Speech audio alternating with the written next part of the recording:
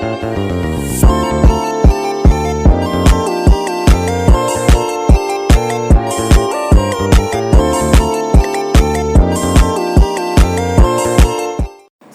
warahmatullahi wabarakatuh. Perkenalkan, kami dari mahasiswa UIN Raden Mas Said Surakarta, yaitu kelompok 4, akan mempresentasikan proyek mata kuliah statistika yang diampu oleh Ibu Nurlaila Fitriana, SE MSc, dengan hasil dari output analisis regresi berganda yang berjudul Pengaruh Likuiditas dan Profitabilitas Terhadap Nilai Perusahaan. Pertama-tama, perkenalkan, nama saya Diandra Sekar Alivia Nurfadilah dari kelas 2A MBS dengan nomor presensi 21 dan NIM 245211023. Perkenalkan, nama saya Naranisa Azizah dengan NIM 245211013 dan presensi 10 dari kelas 2A MBS. Dan perkenalkan, nama saya Ufi Aminah Bilanto Khalifah dengan NIM 245211036, presensi 33 kelas MBS 2A. Perkenalkan, nama saya Tiara Maharani, NIM 245211038, presensi 035 dari MBS 2A. Langsung saja, berikut ini adalah data dari pengaruh likuiditas dan profitabilitas terhadap nilai perusahaan. Nah, tujuan penelitian ini yaitu untuk mengetahui hubungan dan juga pengaruh variabel likuiditas dan profitabilitas terhadap nilai perusahaan. Nah, di sini ini adalah datanya. Dari data tersebut, data ini kita mendapati persamaan sebagai berikut. Nah, di sini persamaannya kita mencari yang pertama itu ada konstanta, lalu kita juga mencari koefisien regresi yang pertama dan yang kedua. Nah, dari itu kita dapati persamaan regresinya seperti ini hasilnya. Ini berarti apabila konstan, maka nilai perusahaan itu sama dengan 4,15101. Lalu jika apabila likuiditas itu naik, maka nilai perusahaan juga naik sebesar 1,54118. Dan yang terakhir, apabila profitabilitas naik, maka nilai perusahaan juga naik sebesar 3,27891. Dengan data yang sudah didapat yaitu persamaan regresi tersebut, maka kita lanjut dengan mencari koefisien determinasi atau R kuadrat. Di sini ada rumusnya. Dengan rumus ini kita sudah menemukan koefisien determinasinya itu sebesar 0,33400.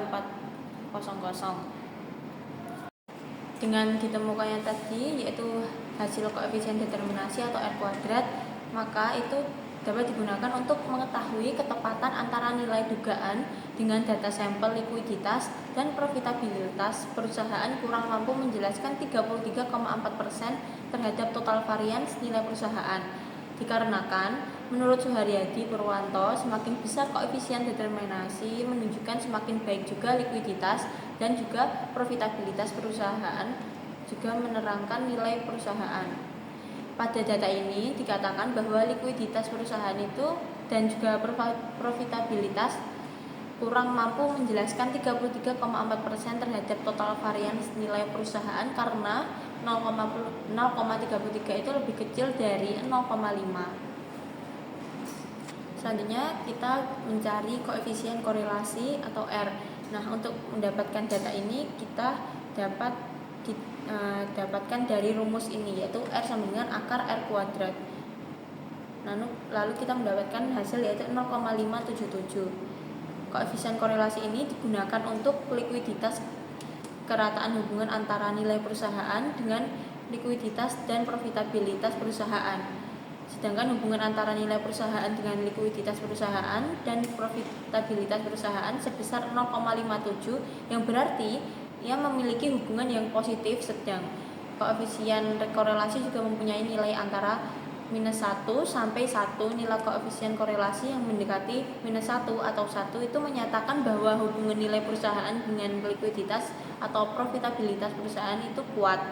Nah, apabila nilai koefisien korelasi itu mendekati 0, maka hubungan nilai perusahaan dengan likuiditas dan profitabilitas perusahaan itu sangat lemah. Selanjutnya ada adjust R square. pada 0,263.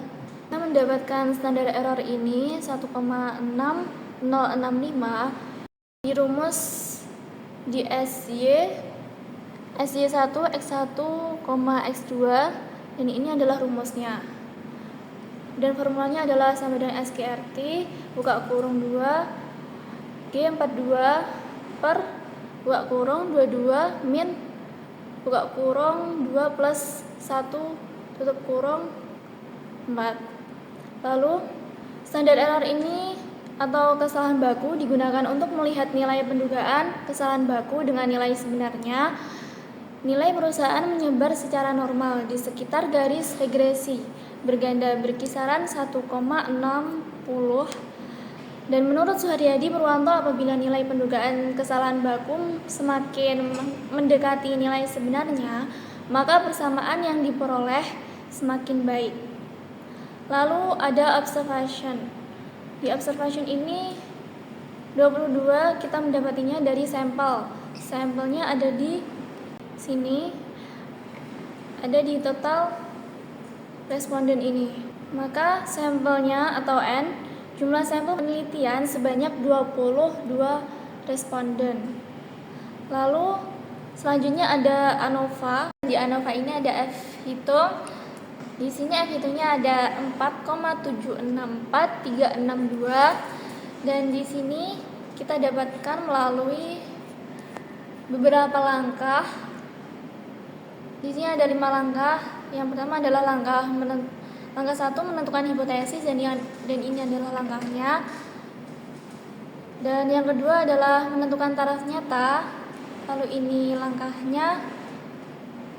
Ada totalnya ada 3,2189. Dan ini adalah formulanya.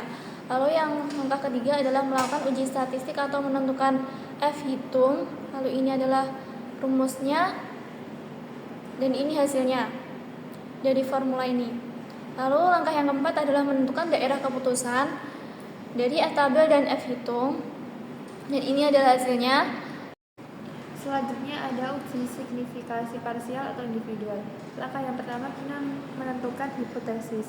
Nah, selanjutnya ada menentukan daerah kritis atau menentukan taraf nyata. Ini dihasilkan T tabel kurang lebih dari 2,093041. Selanjutnya langkah yang ketiga menentukan T hitung. Ini rumusnya tertera di sini dan menghasilkan yang di sini. Selanjutnya langkah keempat menentukan daerah keputusan. Nah, di sini X1 atau likuiditas menerima H0, kemudian koefisien regresinya tidak berbeda dengan 0 atau likuiditas tidak berpengaruh nyata terhadap nilai perusahaan. Selanjutnya X2 atau profitabilitas menolak H0 dan menerima H1. Menunjukkan koefisien regresi berbeda dengan 0 atau profitabilitas berpengaruh nyata terhadap nilai perusahaan. Kemudian yang terakhir menentukan keputusan. Nah, di sini likuiditasnya H0 yang diterima dan nilai perusahaan H0 yang ditolak. P-value atau signifikan F itu kegunaannya untuk mengukur signifikasi statistik dari pengaruh likuiditas dan profitabilitas terhadap nilai perusahaan. Interpretasi nilai signifikasi dari likuiditas dan profitabilitas perusahaan ini 0,02 lebih kecil dari 0,05 dan dikatakan mempunyai hubungan signifikan dengan nilai perusahaan. Menurut Visar, jika nilai P kecil, biasanya kurang dari 0,5, hal ini menunjukkan bahwa hasil yang diperoleh sangat tidak mungkin terjadi secara kebetulan, sehingga hipotesis 0 dapat ditolak dan variabel independen dianggap berpengaruh signifikan terhadap variabel dependen. Apabila p-value kurang dari 0,5, artinya likuiditas dan profitabilitas memiliki pengaruh yang signifikan terhadap nilai perusahaan. Lalu ada standar error. Di Intercept standar errornya yaitu 0,67488. S1 atau likuiditas standar errornya 4,7937.026. Lalu X2 atau profitabilitas standar errornya 1,240093. Di kesalahan baku atau standard error digunakan untuk melihat seberapa jauh nilai penduga atau nilai B1 dan B2 dari nilai sebenarnya. Interpretasi, nilai kesalahan baku dari likuiditas ini 4,79 lebih besar dari 0,33, artinya nilai dari perusahaan ini dianggap baik. Argumen menurut Suharyadi Purwanto, kesalahan baku menunjukkan besarnya penyimpangan atau error, maka semakin jauh nilainya dengan kesalahan baku dianggap kurang baik. Digunakan untuk melihat seberapa jauh nilai penduga atau nilai B1 dan B2 dari nilai sebenarnya. Interpretasi, nilai kesalahan baku dari profitabilitas perusahaan ini 1,24 lebih besar dari 0,33, artinya nilai dari nilai dari ukuran perusahaan ini dianggap kurang baik. Argumen menurut Suharyadi Purwanto, kesalahan baku menunjukkan besarnya penyimpangan atau error, maka semakin jauh nilainya dengan kesalahan baku dianggap kurang baik. Sekian presentasi dari kelompok kami, yaitu kelompok 4. Mohon maaf jika ada salah kata atau salah dalam penjelasan. Wassalamualaikum warahmatullahi wabarakatuh.